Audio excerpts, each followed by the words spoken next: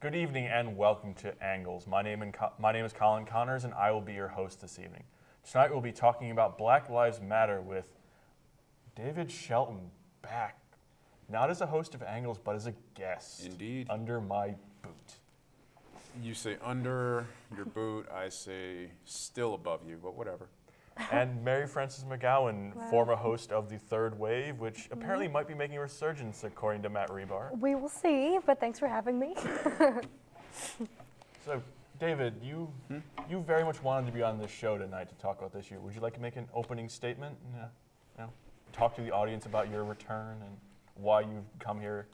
Well, the reason I came here is because you were going to do this episode and you didn't have a single black person on it. Not at that point, no. I was going to ask one of my professors to come on, and she's Middle Eastern, and she's worked in both the mayor's office, she's worked for civil rights groups, and I thought she'd be a fairly good guest. Yeah, but it also helps to have someone of color who can, share their own personal experiences and that sort of thing. And someone who's Middle Eastern can definitely, I guess, relate.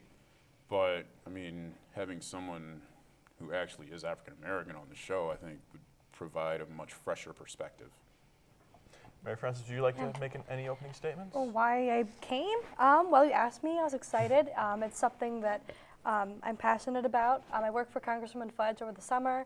I am not clearly African American, although I saw a lot of firsthand accounts in ways in which our country marginalizes structurally, oppresses people. And on a bigger note, I think it's a really important thing to talk about. It's something that's been existing since the foundation of our country, but is coming to light now. So I'm excited to talk. So recently in Cleveland, we've had the announcement of the two Tamir Rice papers written by the two independent prosecutor experts regarding the officers' actions. I'd like to start here. David, what do you think of the two reports that came out? Nothing, because I did not read them. So would you mind enlightening me?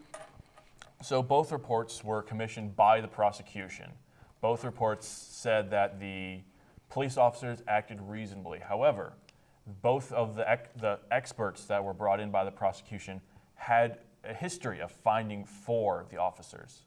So I know that's not a huge amount of context, but they basically were feeding the line of the officers acted correctly. Yeah, and I have to disagree with that completely. I guess, I don't know. I really just disagree with that, and the reason I disagree with it is because if you watch the video of it, you see that I think shots were fired before the... It was like 2 seconds long. Yeah, it was like before the door, his door was even open. Mm-hmm. And I mean, I would just think that cops are taught to act better than that, especially with someone with a fake gun. But they didn't know it was a fake gun. The Still. report they were given said Nonetheless. that the officers were told that it was a gun. Yeah, and if you listen to the call, is that it's probably fake. But how can you be sure? I mean, if you're coming to a situation where it's probably fake, shouldn't you still act as if it could be a real firearm? No. Well, you should take precaution, but you shouldn't come out like this is the Wild West. No, exactly. They like pulled up on the freaking grass, you know what I'm saying? Like, give him 2 minutes. You didn't give any consideration.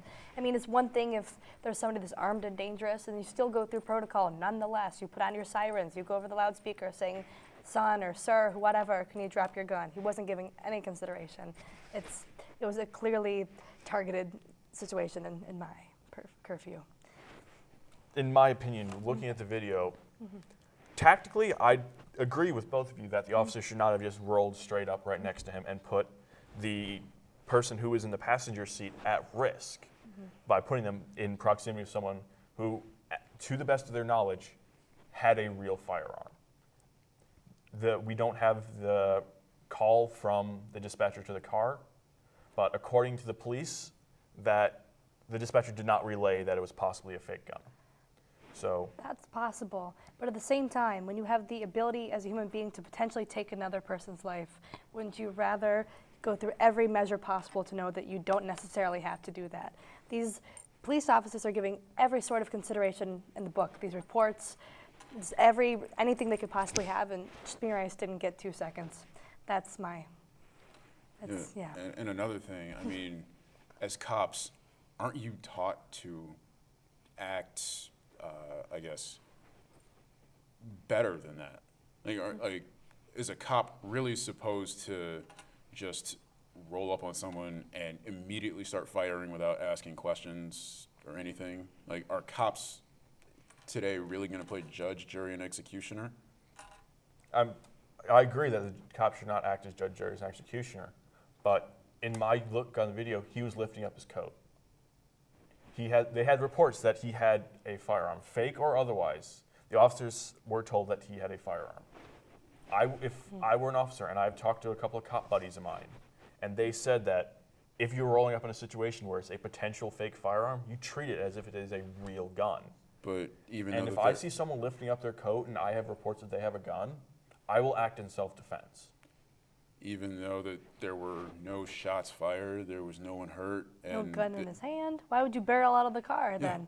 Why don't you Cops take don't- precautionary procedures? there are Yeah. times where cops don't even shoot when people have already been shot, and no one was shot here. So why do you? How do you view it? How do you see it as responsible to get almost as close as I am to Mary Frances right now and immediately start shooting? Because he saw the coat go up. He acted in that split second of it me or him. I feel like He didn't know if it was. He didn't know at the time that it was a fake gun. He had to assume that it was a real firearm. I don't think that he had to do that. Like, just because someone, like, this has happened a couple of different times where someone will have their hand next to their coat pocket and you just assume that it's a gun. It happened with someone last year. I can't remember where exactly it happened, but a cop is now being put on trial for a man who she chased. She finally caught him and she tased him, and his hand went next to his coat pocket, and she put 2 in his back. And it turns out that he didn't have a gun. And that's the system working.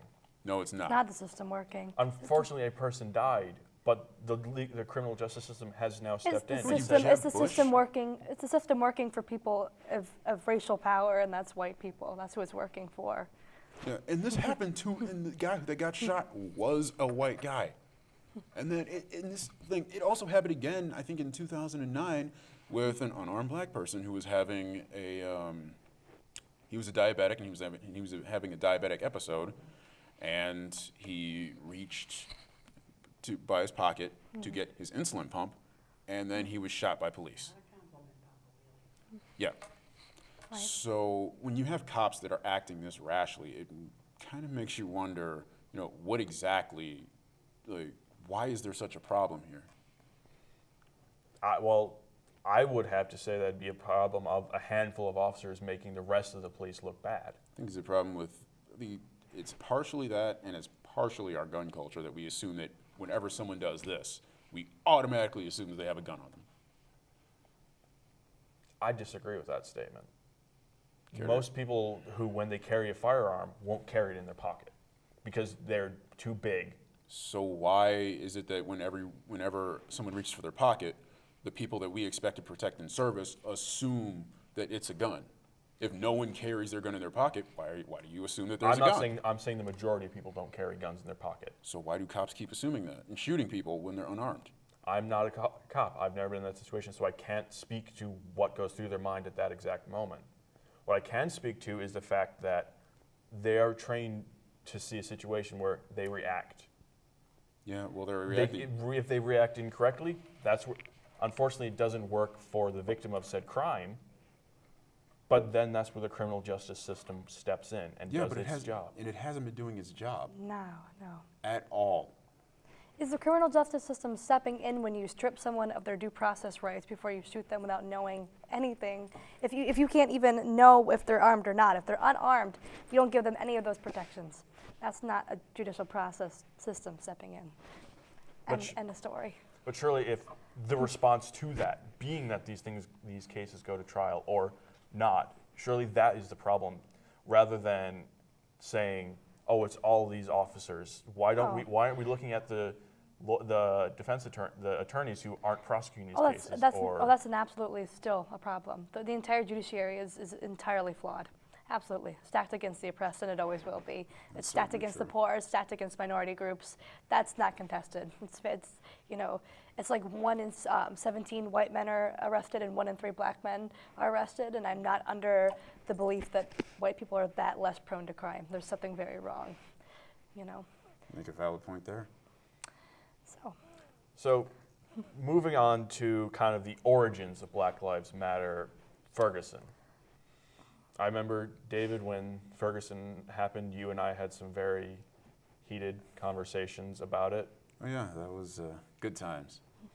Good old times, but was the response to Ferguson correct? The rioting, I will put it in quotes, rioting, because there were peaceful protests. Yeah. But there are also not so peaceful protests.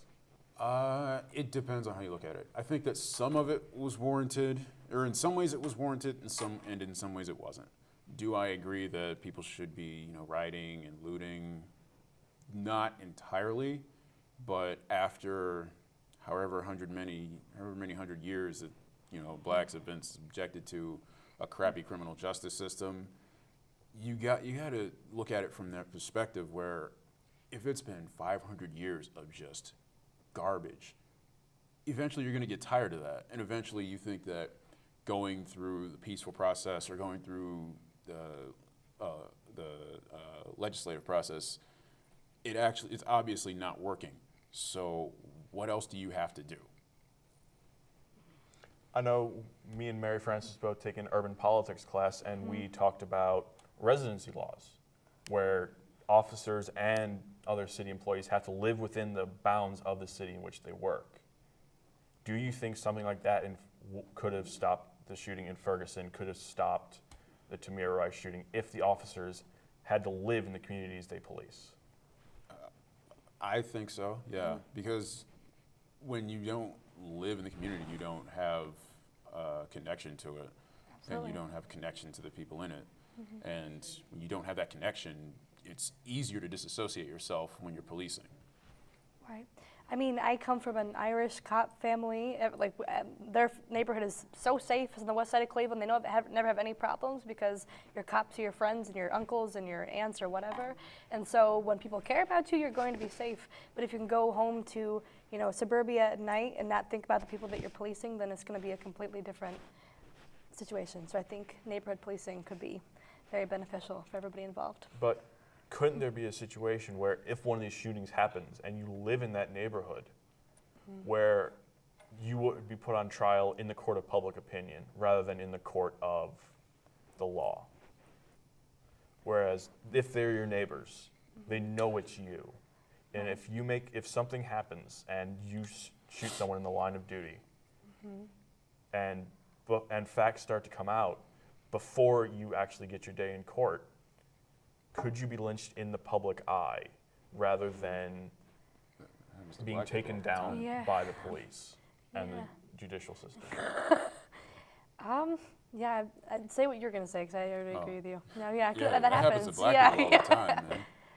When you have, say, black person may or may not have committed a crime, and then you have a jury made up of, say one black person. Yeah, one black person, or no black people at all, or no Hispanics, or no Arabs, or say it's a crime against a white woman, and then so you have a jury made up of all white women.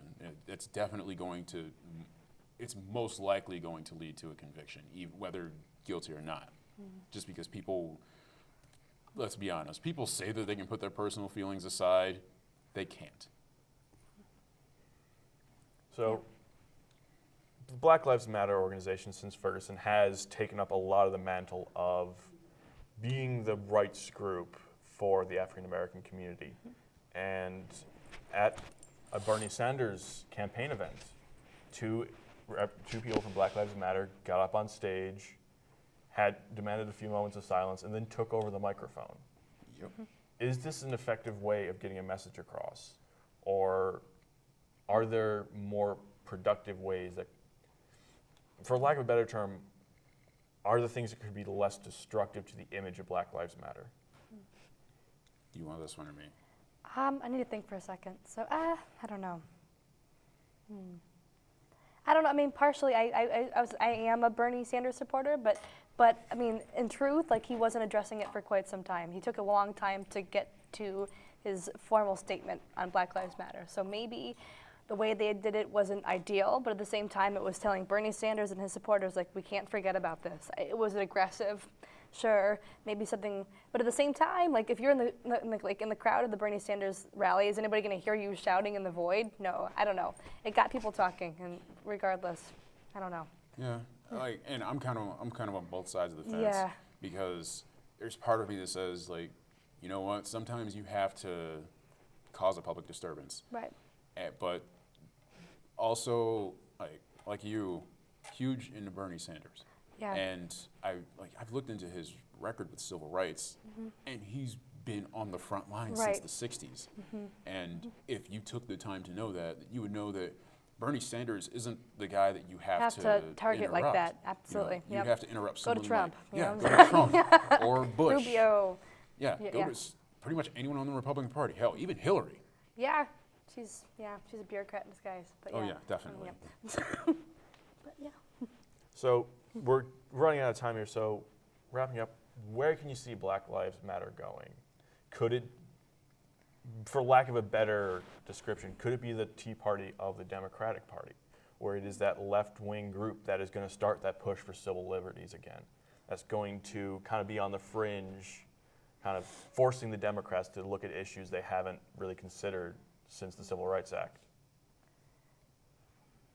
It's an interesting question. It's possible.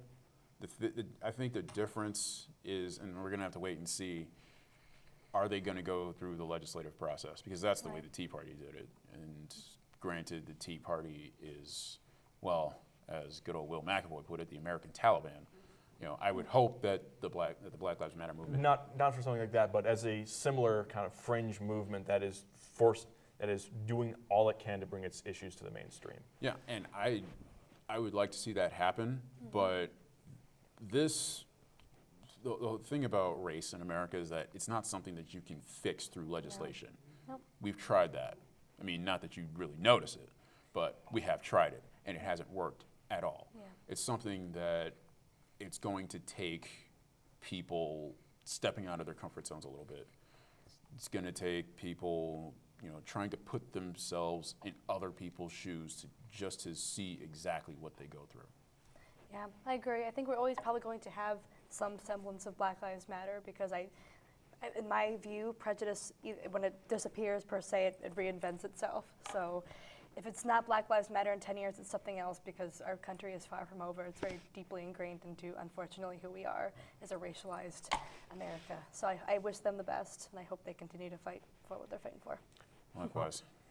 Well, ladies and gentlemen, that is all the time we have for tonight. Mary Frances, David, thank you very much for coming on. Thanks for having us. Next week, we'll be looking at the 2016 elections and all the fun that is going along with that. My name is Colin. Why?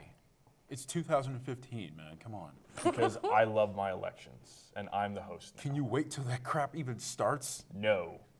My name is Colin Connors. Good night.